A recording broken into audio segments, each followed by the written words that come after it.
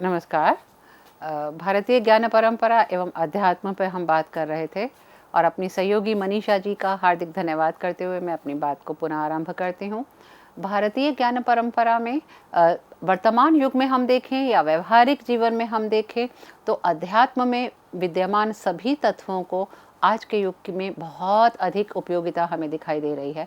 इतनी आवश्यकता है कि क्योंकि आजकल तनाव बहुत है, भय बहुत है, जीवन को में संतुलन की कमी है और वह बैलेंस, वह नैतिकता और वह जीवन मूल्य के सिद्धांत जो क्षीण होते जा रहे हैं, दुर्बल होते जा रहे हैं, उन सब को सबल बनाने के लिए हमें अध्यात्म की तरफ जाना बहुत अधिक अनिवार्य है। और आधुनिक युग में और प्रत्येक युवा के लिए या मैं तो कहूँ प्रत्येक वर्ग के लोगों के लिए अध्यात्म को अपनाने की बहुत आवश्यकता है व्यवहारिक जीवन में, क्योंकि अध्यात्म में बार बार अहिंसा भूत तत्वों को भी कहा गया। अहिंसा परमो धर्मा, सत्यम व धर्मम चर का उपदेश देते हुए आध्यात्मिक तथ्य बताया गया कि नैतिकता को हमने अपनाना है और नैतिकता को अपनाकर सत्य का पालन करते हुए, धर्म का आचरण करते हुए, हमने ईश्वर पर अटूट आस्था रखते हुए हमने शत्रु और मित्र को समान मानकर कार्य करना है।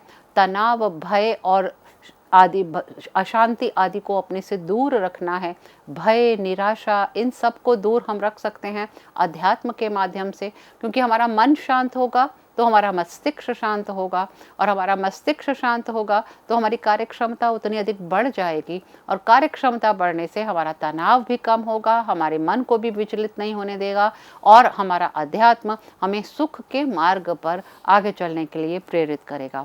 तो व्यवहारिक जीवन में अध्यात्म की बहुत अधिक आवश्यकता प्राप्त होती है और इतनी अधिक उपयोगिता प्राप्त होती है कि कामेश, क्रोधेश, रजोगुण समुद्भवा, ऐसा कहकर भगवान कृष्ण ने भी बताया कि वर्तमान युग तो भौतिक युग है, बिल्कुल भौतिक युग है। यहाँ हर प्रकार के षड व्यसनों का पूरा पूरा साम्राज्य दृष्टिगत हो रहा है। अब उससे हम कैसे बच सकते हैं और उनसे बचकर अध्यात्म में अपना ध्यान लगाते हुए, ईश्वर के प्रति आस्था रखते हुए हम षड व्यसनों से कैसे बच सकते हैं, समस्याओं से कैसे बच सकते हैं और कैसे हम लोभ, क्रोध, मोह इत्यादि सभी प्रकार के दानवों से मुक्ति पा सकते हैं और एक प्रतिस्पर्धा भी रखते हैं तो एक पूर्ण शुद्ध प्रतिस्पर्धा रखते हैं, एक हेल्दी प्रतिस्पर्धा हम कैसे रख सकते हैं। ये अध्यात्म हमें सिखाता है कि रेस तो हो लेकिन वो बहुत हेल्दी रेस हो, बहुत अच्छी रेस हो जिसमें ईर्ष्या, द्वेष, भय, लोभ, क्रोध इत्यादि सभी दूर से हम दूर रहें और संतुलित होकर बहुत बैलेंस जीवन अपनाते हुए, सामाजिक समरसता को अपनाते हुए हम कार्य करें। आज के युग में हम यदि पंच परिवर्तन की बात करते हैं आधुनिक युग में जो बहुत अधिक उपयोगी है, तो सामाजिक समरसता, परिवार का प्रबंधन और पर्यावरण, शुद्ध पर्यावरण, नैतिकता, आध्यात्मिकता, आत्मसंयम, ये सब हमारे लिए बहुत अधिक अनिवार्य हैं और हमारे जीवन के लक्ष्य भी हमारे पास बहुत अधिक क्लियर होने चाहिए और उन जीवन उद्देश्यों की प्राप्ति तभी हो पाएगी जब हम अध्यात्म की तरफ प्रेरित होंगे, क्योंकि हमें मानसिक संतुलन मिलेगा। विपरीत परिस्थितियों में भी मानसिक संतुलन हम बनाए रखेंगे क्योंकि भगवान पर विश्वास रखेंगे। मयि सन्न्यस्य कर्माणि, भगवान कृष्ण ने स्वयं कहा था, जो मुझ पर अर्पित कर कर कार्य करते हैं मैं उनके कार्यों को खुद संपन्न करता हूँ। फिर वो ड्यूटी मेरी हो जाती है, मैं उनके कार्यों को कैसे करता हूँ। तो हम यदि तेरा तुझको अर्पण कर कर हम कार्य करते हैं तो हमारा मानसिक संतुलन भी बिल्कुल सही रहता है, हमारा आत्म संयम भी बना रहता है, नैतिक गुणों से युक्त रहते हैं और जिन नैतिक गुणों का आज के युग में ह्रास दिखाई दे रहा है, जिससे जीवन उद्देश्यों को प्राप्त करने में कमी आ रही है, उस नैतिकता को प्राप्त करने में अध्यात्म का एक बहुत बड़ा उपयोगिता है, बहुत बड़ी आवश्यकता अध्यात्म की वहाँ देखने को मिलती है, क्योंकि अध्यात्म रूप तत्व भी हमें सिखाते हैं कि हमें जीवन में कैसे आचरण करना है, सबके साथ मिलकर रहना है, संगच्छध्वम संगवदध्वम संभो मनांसि जानताम की भावना रखनी है, रिश्तों में भी पर्याप्त संतुलन रखना है, एक ऐसा बंधन रखना है, एक ऐसा सूत्र रखना है जो नैतिकता से युक्त हो, जिससे हम अपने आप पर संयम रख सकें और अपने मानसिक संतुलन भी हम अपना बना सकें। क्योंकि यदि हमारा मन संतुलित नहीं है तो हम कोई भी कार्य अच्छी तरह से नहीं कर पाएंगे। हमारा दिल और दिमाग, हमारा मन और मस्तिष्क एक ही लाइन में यदि नहीं चलता होगा तो हम कार्य पद्धति को भी ठीक प्रकार से नहीं कर पाएंगे, योजनाएं ठीक से नहीं बना पाएंगे, और योजनाएं ठीक से नहीं बना पाएंगे जो जीवन का लक्ष्य या उद्देश्य भी हम नहीं प्राप्त कर पाएंगे।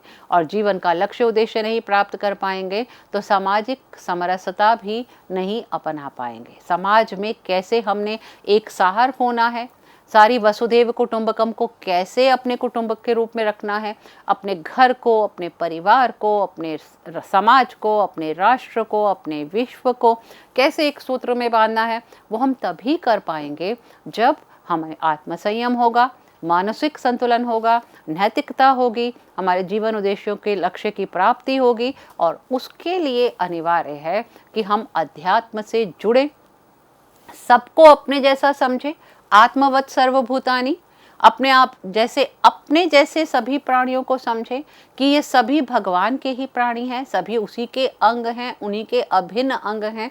हम सब ने जाकर उन्हीं में ही लीन हो जाना है। भगवान कृष्ण ने स्वयं कहा मत्ता सर्वाणि भूतानि, मुझसे ही सारे प्राणी उत्पन्न हुए हैं, मुझ में ही आके लीन होने हैं।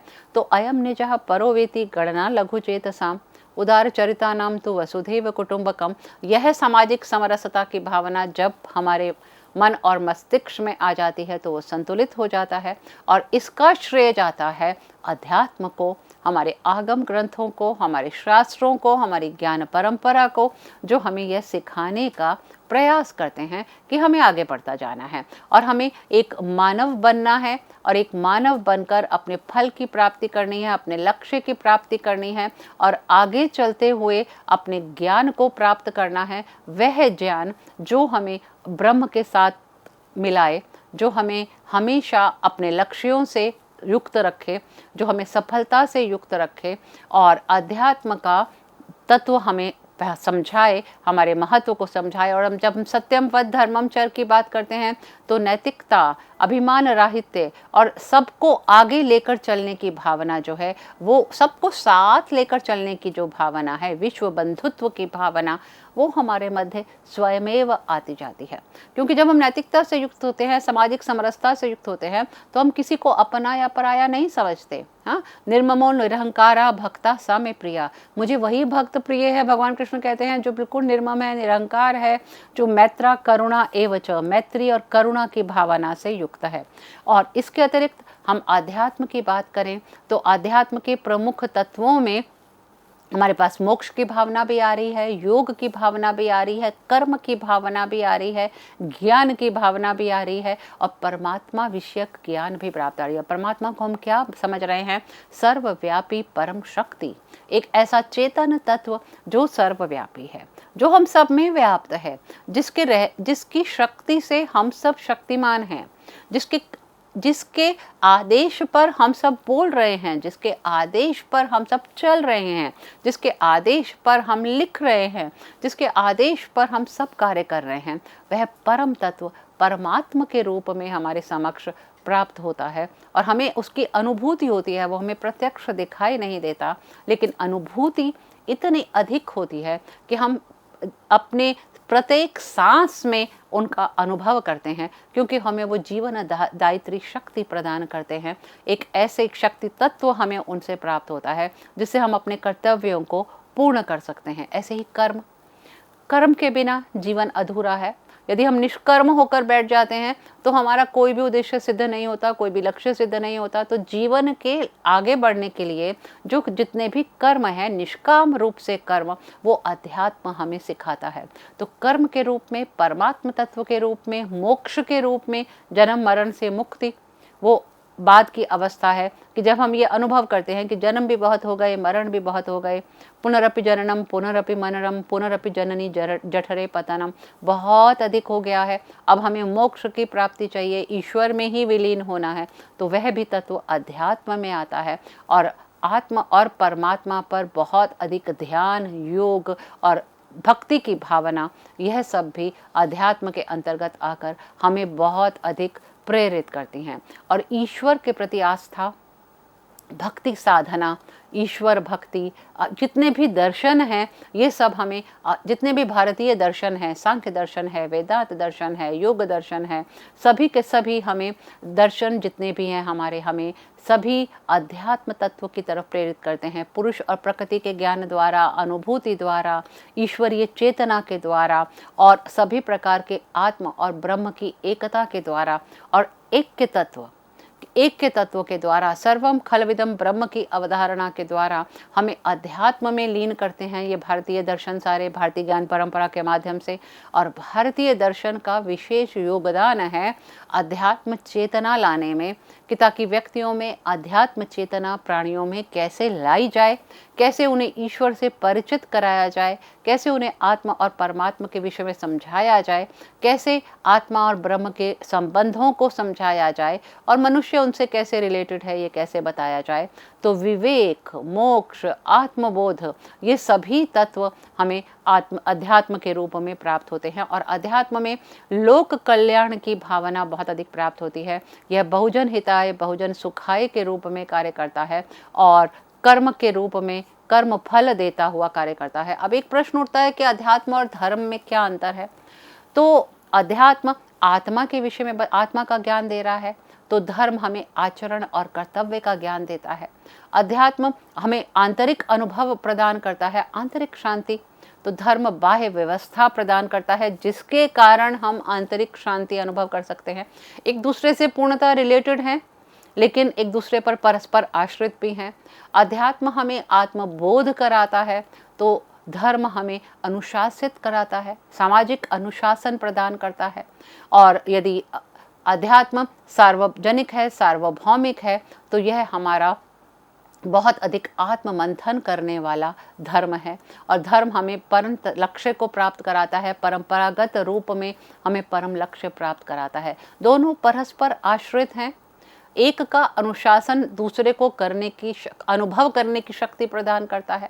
अनुशासन होगा तो हम अनुभव कर पाएंगे, अनुशासन होगा, संतुलन होगा, आचरण अच्छा होगा तो हम आत्मबोध कर पाएंगे, आचरण अच्छा होगा, मन शांत होगा तो हम आत्मज्ञान कर पाएंगे, और परंपरागत रूप से चलेंगे तो भी हम सार्वभौमिक रूप से आगे बढ़ पाएंगे। तो परंपराओं का निर्वाह करना, परंपरा से आगे बढ़ना और सार्वजनिक रूप से उस परंपरा को आगे लाना, what to do what not to do का बोध कराना, ये धर्म और अध्यात्म हमें प्रदान करते हैं। और हर रूप में यदि हम प्राचीन साहित्य की बात करें, मुझको कहाँ ढूंढो हो बंदो, मैं तो तेरे पास में, कबीर जी ने कहा कि मैं तो तुम्हारे मन में ही विद्यमान हूँ, मुझे ढूंढने के लिए मंदिर मस्जिद जाने की ज़रूरत नहीं है, मैं तो तुम्हारे मन में ही विद्यमान हूँ। जैसे मैंने पहले कहा, यथा पिंडे तथा ब्रह्मांडे, कि जो हमारे शरीर में है वही ब्रह्मांड में है, हमारे मन में ही भगवान छिपा है। और अध्यात्म तो एक चेतन तत्व है, एक ऐसा तत्व है जो हमारे बीच में एक लाइट लाता है, जिसके विषय में हमने कहा, जो बार बार हमारे ग्रंथ कहते हैं, असतो माँ सद्गमय, तमसो माँ ज्योतिर्गमय, मृत्युर्माँ अमृतम गमय। और श्री अरविंद ने भी कहा कि अध्यात्म तो मानव चेतना का उत्कर्ष है। ये एक ऐसा विज्ञान है जो मानव चेतना के उत्कर्ष का विज्ञान है। जितना अधिक ज्ञान हो सकता है उसका भी उत्कर्ष और उसका ज्ञान हम प्राप्त करें तो वह अध्यात्म है। इसको शब्दों में बांधना, किसी सीमाओं में बांधना कदापि संभव नहीं है। तो भक्ति, आत्मज्ञान, बोध, विवेक, ये सभी तत्व, ज्ञान का विवेक, न हि ज्ञानेन सदृशम पवित्रमिह विद्यते, ये सभी तत्व हमें अध्यात्म के रूप में मिलते हैं। और आज के युग में इन सभी तत्वों की बहुत अधिक अनिवार्यता है, कि चाहे वो नैतिकता हो, चाहे वो आत्मसंयम हो, चाहे वो आत्मबोध हो, कि समय समय पर प्रॉब्लम्स जो भी आ रही हैं, जो भी समस्याएं आ रही हैं, वो नैतिक गुणों का ह्रास, जीवन मूल्यों का ह्रास, संयम का ह्रास, पेशेंस की कमी जिसे कह सकते हैं, उन्हीं के कारण सभी समस्याएं आ रही हैं। और अयम निजः परोवेति, और उल्टा चल रहा है, ये अपना है, ये पराया है, ये भावना जब बहुत अधिक व्यक्ति में आ जाती है तो समस्याएं उत्पन्न होती हैं। उन समस्याओं का निवारण करता हुआ अध्यात्म वसुधैव कुटुंबम की बात हमारी भारतीय ज्ञान परंपरा के माध्यम से करता है। और कर्म का सिद्धांत कि कर्मण्यवाधिकारस्ते मा फलेषु कदाचन, आगे बढ़ने का सिद्धांत, और पुनर्जन्म का सिद्धांत, वांसांसी जीर्णानि यथा विहाय। जैसे कोई व्यक्ति पुराने कपड़े छोड़कर नए कपड़े धारण करता है, उसी प्रकार आत्मा पुराने शरीरों को छोड़कर नए शरीर धारण करते हैं। तो इतना अधिक पुनर्जन्म की भावना इतनी आसानी से बता देना भगवान कृष्ण के माध्यम से ही हो सकता था, और इतनी सरल रूप में, सहज रूप में पुनर्जन्म के सिद्धांत को बता दिया। और हमारे दर्शन भी इनको स्वीकार करते हैं और कहते हैं कि हमारे कर्म सिद्धांत, हमारे पुनर्जन्म सिद्धांत, हमारा मोक्ष सिद्धांत, हमारे अध्यात्म तथ्य का, हमारे अध्यात्म चिंतन का मुख्य तत्व है, एक प्रेरणादायक स्रोत है। तो समाज में, नेतृत्व में, शिक्षा में, प्रत्येक क्षेत्र में जीवन के हमें अध्यात्म की आवश्यकता पड़ती है। विद्या ददाति विनयम, विद्या ही विनय ददाती है, विद्या ही विनय लाती है। विनय से हम पात्रता को प्राप्त करते हैं, उससे ही हम धन को प्राप्त करते हैं। यदि हम विद्यावान बहुत अधिक हो गए और हम में कुछ भी गुण नहीं आए, हमने किताबी शिक्षा तो बहुत अधिक ग्रहण कर ली लेकिन कोई गुण नहीं आए, तो उसका हमारे लिए कोई फायदा नहीं है। विद्या ददाति विनयम, कहते हैं ना, जितना विद्या होती है व्यक्ति उतना विनम्र होता है, और जितनी कम विद्या होती है उतनी अधिक विनम्रता की कमी उसके अंतर्गत प्राप्त होती है।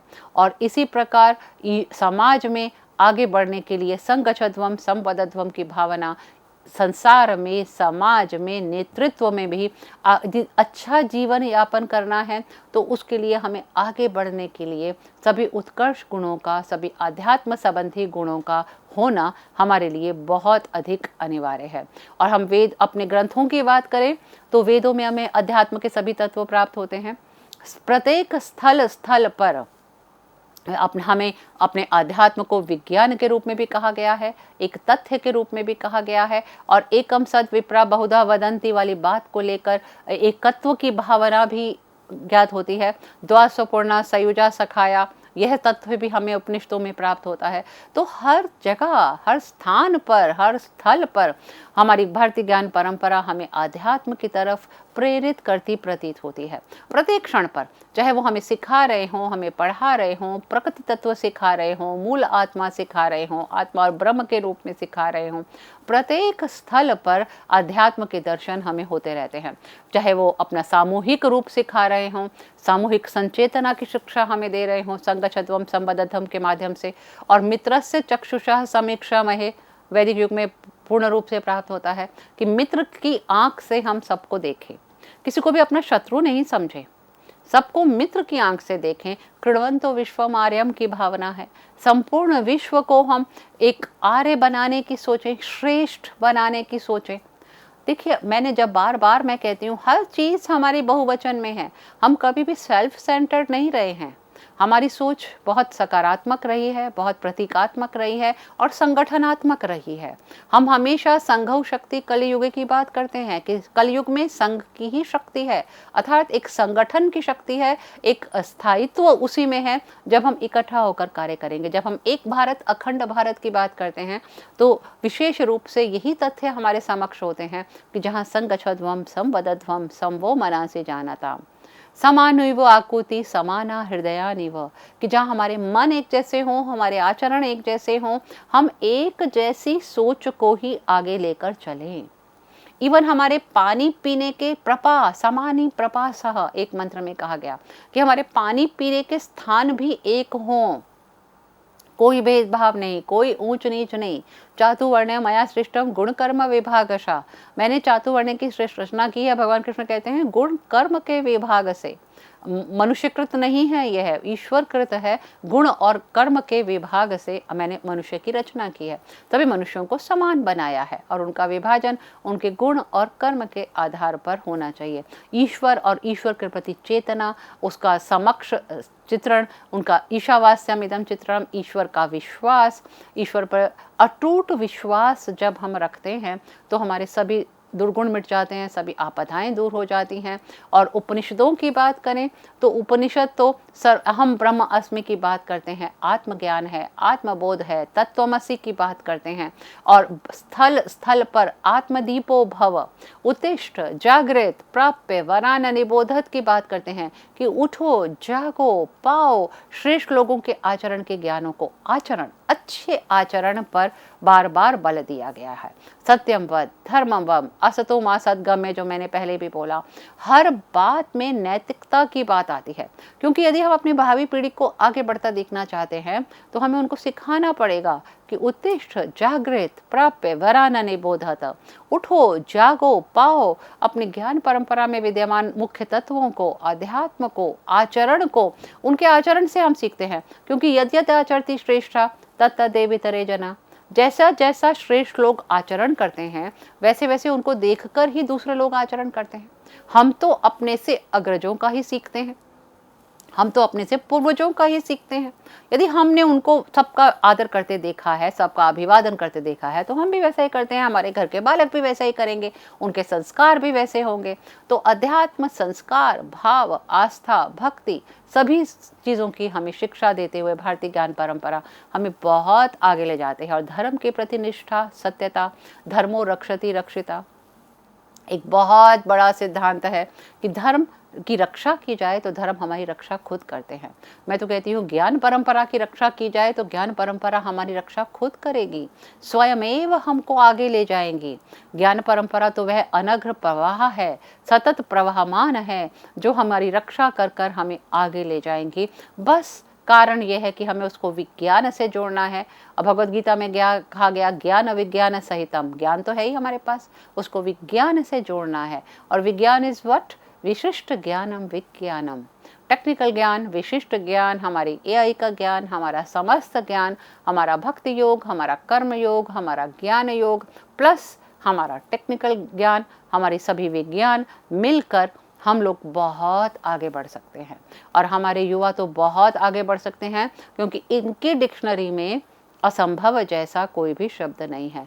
राम के विषय में कहा गया था रामो विग्रहवान धर्मा, कि राम तो विग्रहवान धर्म है, शरीरधारी धर्म है। विग्रह मतलब शरीर, शरीरधारी धर्म है।